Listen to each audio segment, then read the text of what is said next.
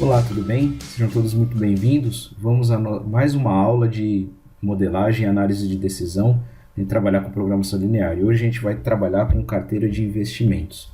Vamos lá?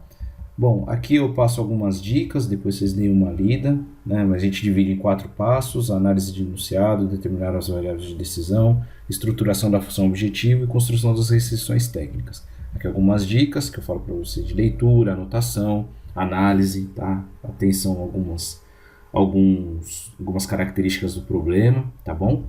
Bom, e aqui o nosso enunciado vai trazer o seguinte, tá? Elaboração de uma carteira de investimentos. Então, deseja-se montar uma carteira de investimentos, né, com base em 4 opções, tá? 4 opções de aplicações financeiras. A tabela abaixo resume as características dessas opções. Então, ele já deu uma tabela que vai ajudar bastante a análise. Então, na modalidade A, ele tem um retorno inicial de 6,4%, o grau de risco dessa opção é de 1 e a maturidade dela é curta, tá? A B, ela tem um retorno inicial 7,3, um grau de risco maior de 3, também a maturidade é curta. A C, 7,5%, um grau de risco um pouco menor, 2 e também curta.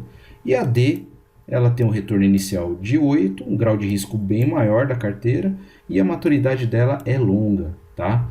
Então, na montagem da carteira de investimento, a empresa deseja aplicar no mínimo 75%, tá? No mínimo, então daí para mais, em investimentos com maturidade curta. Então, ele quer no mínimo de tudo que ele vai aplicar, então 75% nessas opções de maturidade curta, tá? Para honrar alguns compromissos. Outra condição a ser levada em conta é que o risco médio da carteira não deve superar a 2,5, tá? Então, do total da minha carteira, o risco médio não pode ser maior que 2,5. E também ele fala que não se deve investir mais de 30%, nem menos que 5%, tá? Em cada modalidade separadamente. Então, cada uma aqui vai ter que estar entre 5% e 30%, tá bom?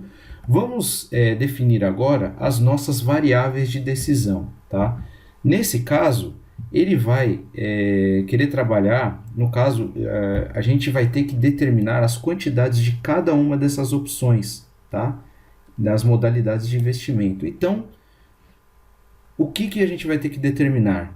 XA é a participação da modalidade A na carteira de investimento, que é o que está aqui, ó, quantidade que eu vou determinar da opção A. XB é a quantidade de opções B na carteira de investimento. XC, quantidade de modalidade C, no caso, não falei opções, mas é modalidade C na carteira de investimento. E XD, a quantidade de modalidade D na carteira de investimentos. Então, essas daqui são as minhas 4 variáveis de decisão que eu vou ter que determinar dentro do meu problema, tá bom? Vamos lá. Agora, ele precisa determinar a função objetivo. Então, o que ele precisa determinar? Lá no enunciado ele não falou de maximização, de lucro, enfim, mas ele quer determinar o retorno, né? O retorno nominal de percentual de cada uma dessas opções. Então, o que eu vou ter que relacionar? A minha variável de decisão com o retorno que cada uma vai me dar. No caso, lá na tabela, ele dizia que a opção A dá um retorno de 6,4, então vai ser a quantidade que eu vou determinar vezes 6,4, mais 7,3 vezes a modalidade B, mais 7,5 vezes a modalidade C. E por último, 8 vezes a minha quantidade de modalidade D. Então eu tenho que maximizar esse retorno, tá? Eu coloquei lucro aqui, mas é retorno, tá? Então eu preciso maximizar esse retorno para a empresa, tá ok? Agora, vamos determinar as restrições técnicas e não negatividade, tá? O problema específico ele deve respeitar aqui, no caso, o montante a ser investido, então ele quer aplicar 100%, então as minhas quantidades de modalidade A, mais B, mais C, mais D, tem que ser igual a 100%, ele quer utilizar tudo ali na carteira de investimentos, tá? Uma outra coisa que ele falou também é que a aplicação em opções de maturidade curta, lembra que eu falei para vocês, deve ser no mínimo 75%, então no mínimo, daí para mais. Então, a gente vai relacionar todas as de maturidade curta para que seja maior que 75%. E maturidade curta, de acordo com a tabela, era a opção A, opção B e opção C, maior ou igual a 75, tá bom? Ele falou também que o risco máximo aceitado é de 2,5. Então, o que eu preciso relacionar? Eu preciso relacionar os meus riscos com cada uma das opções. Lá na tabela era 1xa, mais 3xb, mais 2xc, mais 4xd. Tá? Então, é o risco de cada uma.